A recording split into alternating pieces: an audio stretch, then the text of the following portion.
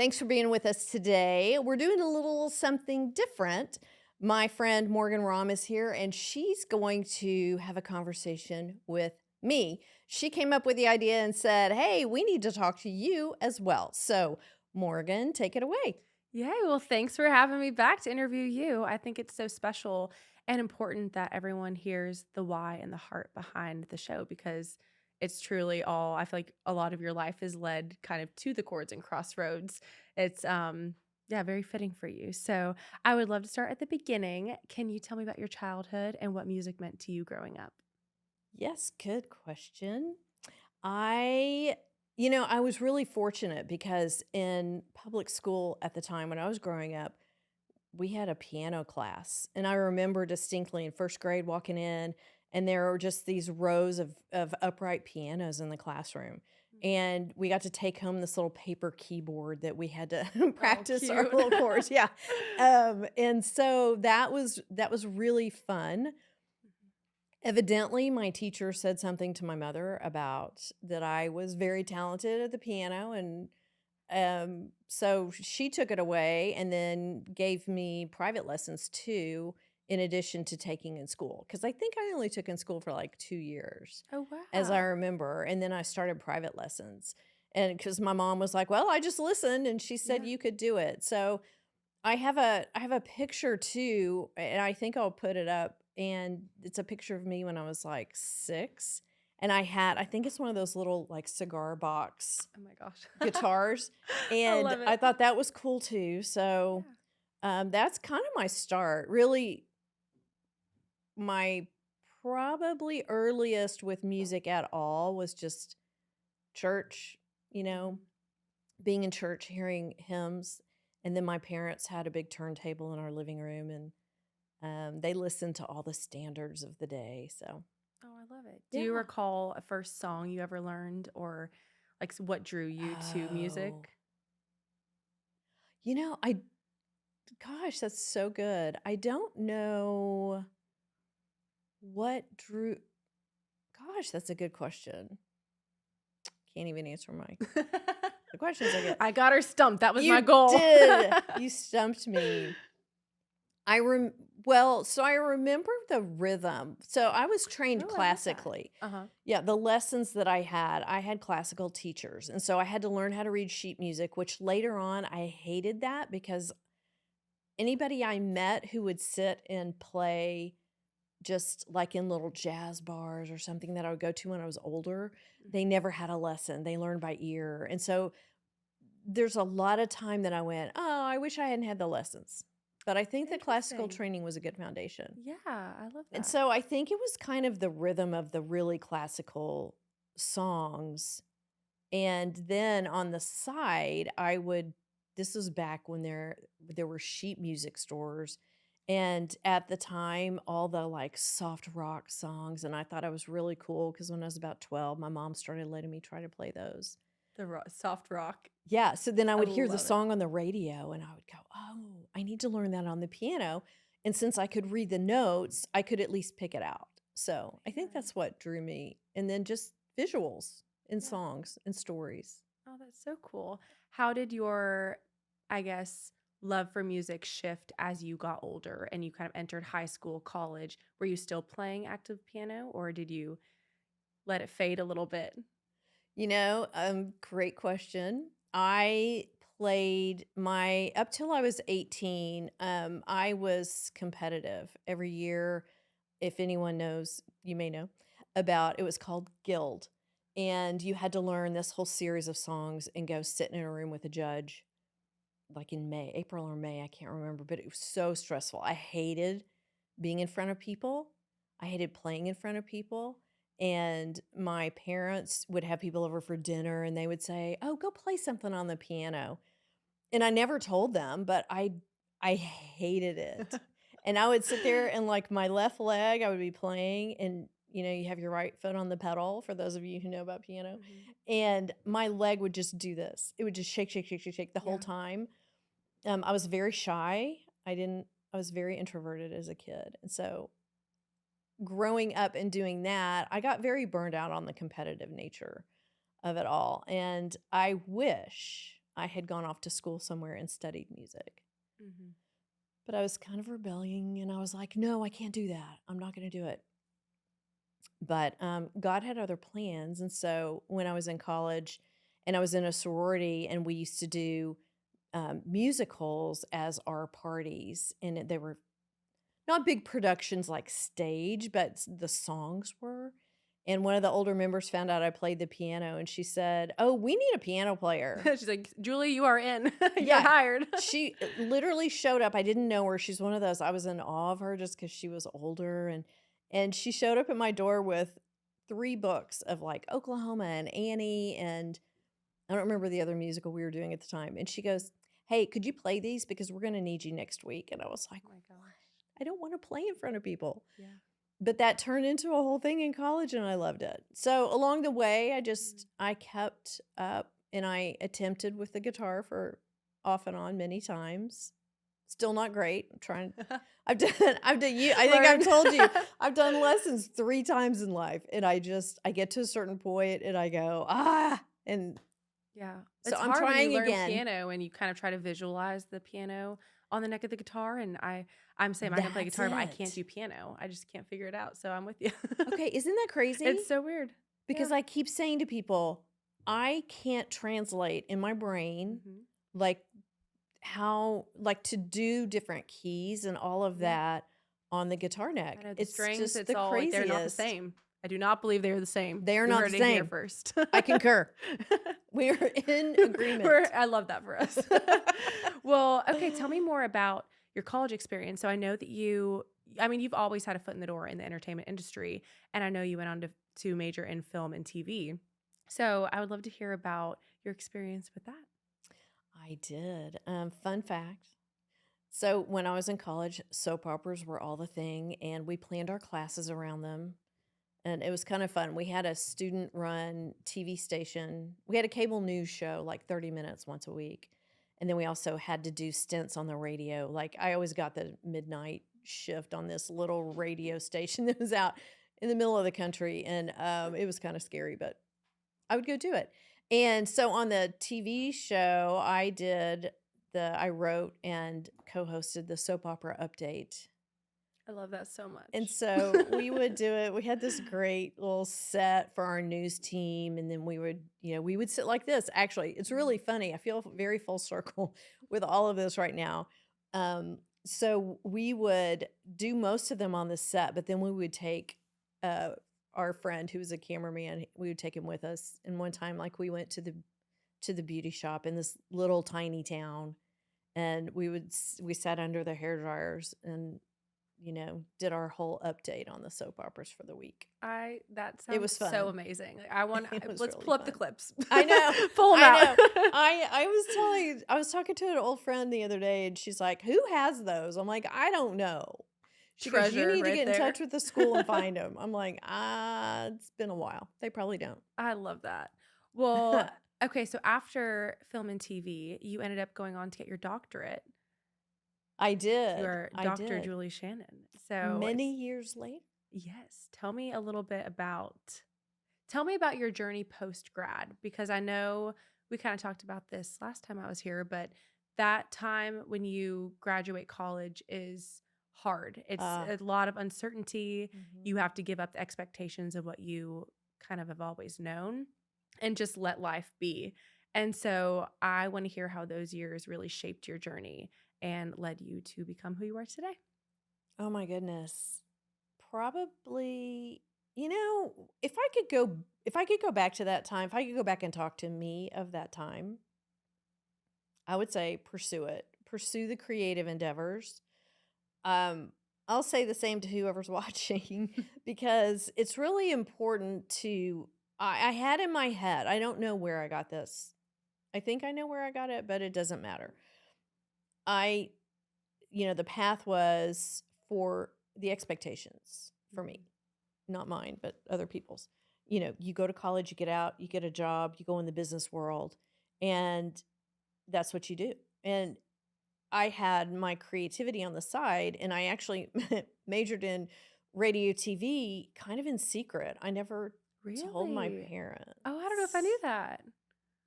Yeah. I graduated from college and my dad said something about business and I said, "Yeah, I don't know, Dad." He Like, goes, I never learned that.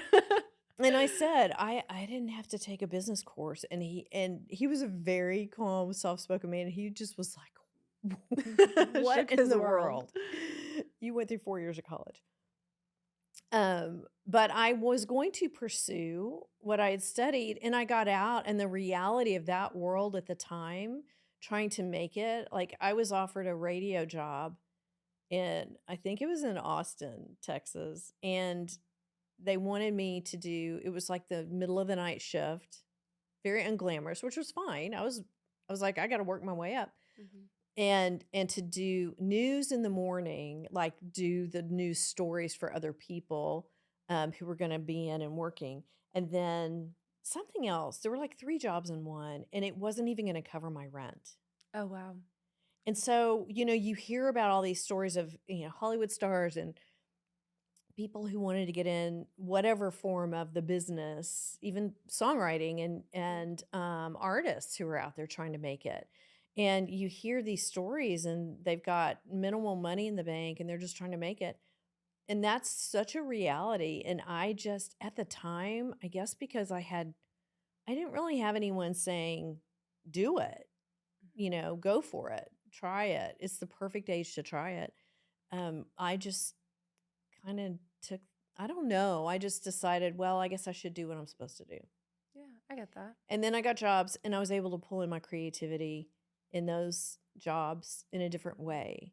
But that is one thing I look back and I go, oh, I wish. And that's why I try to tell, I think we did have that conversation. I was like, Mhm. I'm so proud of you for the way you are doing that. And you did it when you got out of school. And I try really hard to encourage people in that. Yeah. Well, I think with your journey too, she's being humble. Uh, You are, I mean, such a talented advocate, author, speaker, songwriter, uh, podcast host. I mean, you are such a creative person, and your whole story is just so inspiring with how full circle everything has become. And so I'd love to hear kind of tell me about your first book, if I'm not jumping too far ahead. I would love to no. hear kind of how that creativity came out in a book form because that's so cool and so unique to just sit down and write a book. Okay, that's fun. That's a good question. Thank you. Thank you. Um, so I ended up in grad school. I spent my undergrad years having fun and not bad fun, but just fun. And so I got through school and thankfully I developed some study skills along the way. But when I graduated, I didn't have the best GPA. I had a good education, but I didn't have the best GPA. And fast forward in life, through a lot of life, and I ended up going through one of the biggest, hardest things in my life I went through was years of infertility. Mhm. And because I ended up not being able to have kids, that made me kind of reevaluate what I was doing. And at the time, I was mentoring several teenage girls who were like kids of friends of mine, and I was involved in a nonprofit that kind of paired us up too. And I just really had a heart for that. And I thought, okay, well, if I can't have my own kids, I love that I can be another adult in these girls' lives. Love it. And so I ended up, I don't know, it was a long story how I got there, but I ended up thinking I want to be a counselor. And so, and I thought I knew people who'd gone to the school I went to, it was a seminary. I was like, I really want that foundational education as well, because I knew they combined it all.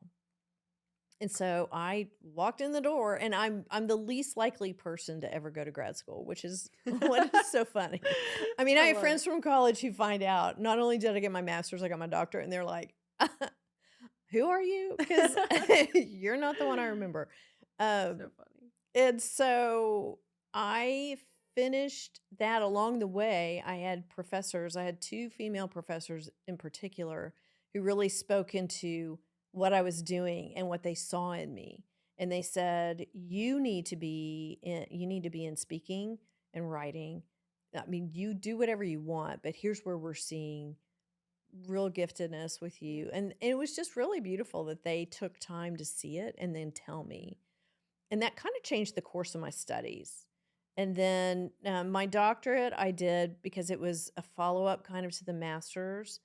And I was in a women's studies cohort. And I loved that Mm. because we really studied, it was counseling and women in culture. And so I learned lots about the female experience and a really healthy way to be able to walk alongside women in life and just be a caring, kind person and help because life's hard and I'm a woman, so Yeah. it just made sense. And because that's where my infertility journey came in, and because I had been doing workshops at my church and then in the community, and I was trying to really help women who are struggling with infertility. Mhm. And it's a hard journey and it's a very quiet one. And so I was trying to reach out for that. And then so my first book came about. It was actually my dissertation I turned into a user-friendly book. And it's just walking well, how we can all walk well with women going through that or Mhm. women who are childless. And so now I think about it and I'm like, women who are single and haven't had kids yet, or, and it really focused on the church because I was in seminary and it had to be a ministry focused Mm. thing. But that ended up, that was in 2020. And then that turned into my first podcast and having conversations about storms in life. So it's kind So of odd cool. how it's all just It all I mean, truly, I mean, for anyone who doesn't know, I mean, Chords and Crossroads, the name didn't just come out of thin air. I mean, it's literally your life has been so much about music and the Mhm. psychology part of it, the Crossroads, it was really just meant to be how this all came about. It is literally your life. And so I think it's really cool that you've shared that. But I guess at this point in your story, so you're born and raised in Texas. And Yes. so you've always been in Texas at this point. Yeah, pretty much. Can you talk about your journey to Nashville and how that came to be? Yes. I will try to put this in a nutshell because it's a that's a really cool thing. But I came to a speaking conference in Nashville like 14 years ago, and I fell in love with the area. I fell in love with all of it, and I was so drawn to being here, being part of wordsmithing Yeah. and music. And it's always been like when I was a kid, I remember I can distinctly remember I got home from camp one year and I started writing songs and they probably now you'd go, oh, they were like praise songs, but they were just all about Jesus. Oh, And how cute. I then love I that. used to write little scripts for my, Charlie Brown doll and my stuffed Of animals, course. right? Yes. And then, my first crush when I was in like sixth grade, the first boy that I liked, I think I wrote a song about him.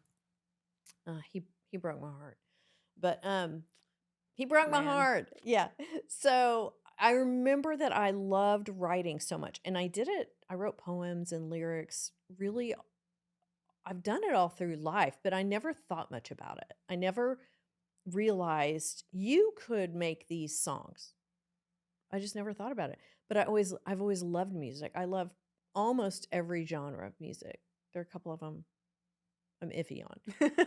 Are we all? We all have Yeah, a few of but for the those. most part, just with my piano and then attempted guitar, and then I just was surrounded in our house was always had music playing, Mhm. and then I always did. Um, so I came to the conference. I went back to Texas. Life, fast forward many years, my life kind of went off a cliff, and I was in a place where I went, okay, what I have to rebuild right now. I'm basically we have a reset going on. Where do I want to do that? And this was an option that I hadn't even thought about until a dear friend of mine said, "Hey, I remember years ago you went to a conference in that place and it was outside of Nashville and you fell in love with it. And what about there? That's, with what you're doing now." Because that's when I committed. I was doing the podcast. I had published self published my first two books. I was doing something else. And she said, "Sounds like Nashville would be the place for you Yeah. because it's with your music and your lyrics and all the other things that you love doing. And so I was like, oh, wow. And ended up reaching out to a stranger on Instagram.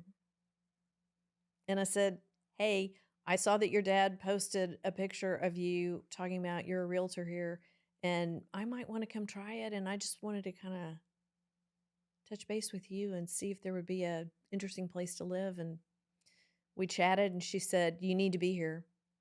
Love that. And I don't know if I knew that story.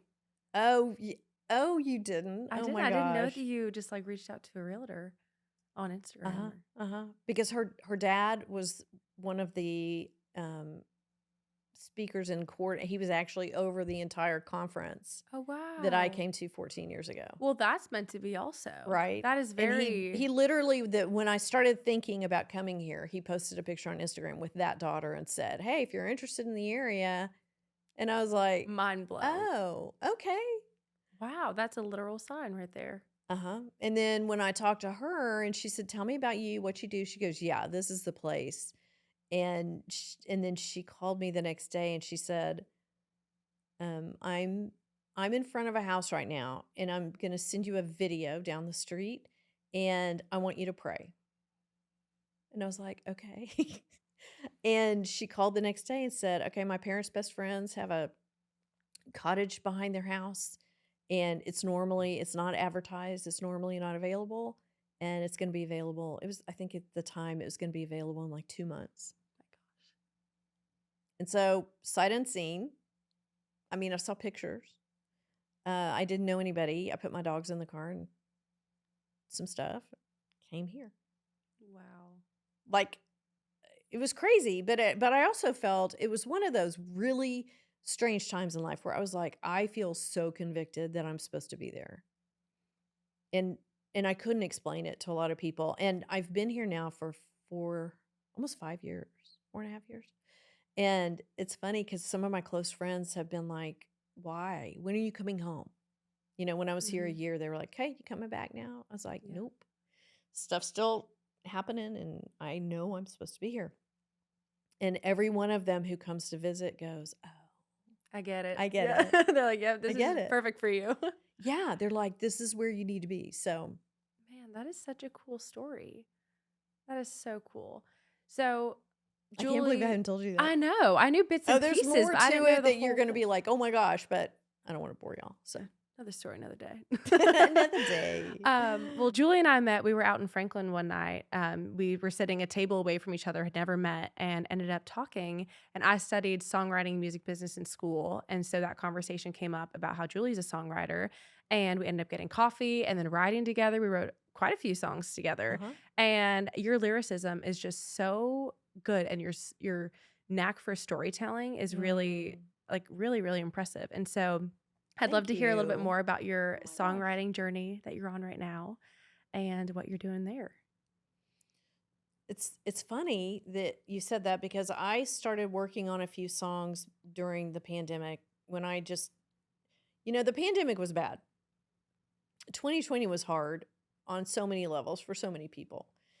And we had gotten hit by a tornado right before that. And so I would get out and walk every day just trying to get out and be outside. And I watched the destruction of houses being torn down and fixed, and then the rebuilding. And that actually became my third book. And it also triggered in me, I just started, again, I was trying to pinpoint, I was thinking about this. I was like, when did this like last wave of the songwriting piece start? And I can't remember, but I do know there were some things I was trying to work through, some storms in my life. Like I said, my life had gone off a cliff. And I started working through, like thinking, I need to write songs about this because I need to purge it out of myself. And so I did, and I had started, one of them we worked on, and I started it that long ago. And then when I decided to move here, it's such a rich environment of being able to go see different music all over. And I had never been to a writer's round. And I went to a writer's round a few months after I got here, and I went by myself. I was like, just go, just go. This is interesting. And as I sat there, I thought, "Oh my word, this is what I've been doing and what I need to do." And then I joined NSAI Mhm. and learned about, and just so much more about co-writing, Yeah. and then we met and started writing together, and a couple of other people I've met started writing with, and it's just been this beautiful unfolding, and I love it. It's like it puts both of my worlds together, music, words, and I'm just really enjoying it. And the Chords and Crossroad piece came about because I was at the end of the other podcast. I loved doing that one as well. And I have the episodes up. I love it. But I realized I needed to take a step back because I was working on my third book. I was doing some other things. I was trying guitar again. Yeah. And and I was doing a bunch of co-writing and writing, and I thought, what do I knew I wanted to do something, and I wanted to do something video based because I Mhm. feel like video based, like this conversation, we could do it and have it audio, and it's important and you can listen to it. And podcasts are great. Audio podcasts are great. But for me, I was like, there's a different layer, I think, For sure. of Mhm. interaction and energy when we're together and on camera. Yeah. I don't know. That just felt like something to do. And you and I were actually having coffee one day, and you're the one who helped me come up with this. Yeah. I mean, it was so easy. You were telling me, I mean, I've obviously known your story for a while, but I remember Julie was like, I just want to do something where it combines everything. And I was like, girl, it is right there in front of you. Just You're like, combine hello. music and the literally the crossroads of your life. And so that actually leads into my next question. What is a specific crossroad that you've felt that you've faced in your life? And how did you overcome it? Hmm. I'm going to say the infertility crossroad, because that affects so many different things. Yeah. It's not one event, and it's not um I think because it's such a quiet thing between couples and individually, Hmm. and it really can do a number on you, and there are so many layers of emotions. And then you look out long term and what it means. Like, a lot of people go through infertility and then end up having kids. And I think I don't have kids. So now I can relate to people who are walking through that storm. I can relate to my friends who are younger and single and don't have kids yet. Maybe they don't know if they want them. I can now relate to people who are older and their kids are out of the house, and just be able to kind of walk through those emotions. But that was a really big crossroad, and that's one where it's kind of like any other crossroad in life that's hard, and you have to start. You sit in it for a while, and you grieve for a long time, Hmm. and everybody's grief is different, and your timing is different. But that crossroad to me, um, like, really like any storm, you get to a point where you go, am I going to be buried by this? Am I going to be paralyzed by this? Or am I going to get up and shake off what I can, work through it, shake off what I can, and like get that momentum and move forward? And that's where I'm really passionate. And I think that's with anything I do now, is how can we move forward in life? Yeah. We don't have to move forward in a big, massive way. It can be small little steps every day. There's just different ways to do it. And that's where I became passionate about hearing people's stories behind songs, because I know some of my stories behind my songs. And I love being able to go out and just sit and hear people tell the story about their song and play it. And that's where the passion for this came. I want to support people who are out there trying to do their thing, tell their stories, make a living, Yeah. and they're not necessarily the ones filling up stadiums. And there are so many people involved in all different ways in the music business and in life. And I just love hearing their stories and sharing that for encouragement for anybody out there, Yeah. who's going through a storm, or who's in a totally different, maybe they're an accountant, but they need some encouragement, and Yeah. go, I have this dream. well, look at this person. Look how they walked into theirs. Well, that mindset is amazing to be able to go through something so hard and think, how can I help other people and how can I share Mhm. my story to help encourage others and make them feel less alone? So the fact that you're open to being vulnerable in that sense is incredible. And then with Well, that, I've had moments, I just want to be clear. I've had moments where I've been like, Lord, really? of course. Seriously? Did I have to go through that? Do I have to now use it? And it's like, Yeah. I've realized that that's where I get a lot of joy and peace is going, okay, I've gone through something hard and I can walk with somebody else. So Yeah. that was a long road. It may sound Mhm. easy with me sitting here saying it, Oh, kind of definitely not. wrapping it up with you, but that part for anybody, I don't want anybody to think I just go, "Oh yeah, that was so easy." So anyway, Yeah, for sure. sorry, I No, just wanted to add that in. no, definitely. I get that.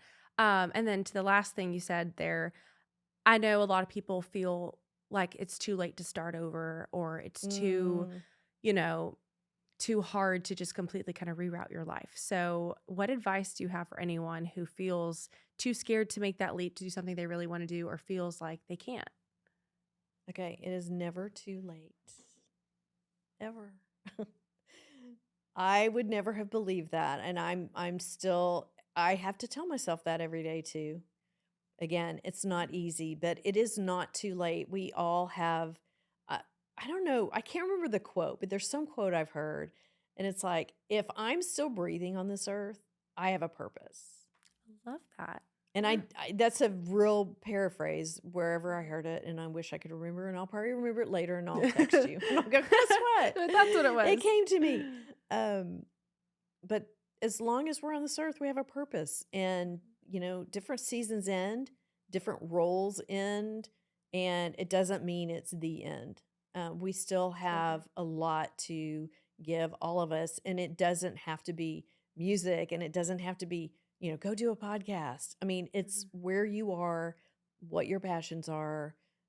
Just that I always think about, what is that little thing that you've always wanted to try? And it doesn't have to be a lifelong commitment. Like, learn a language, go travel somewhere.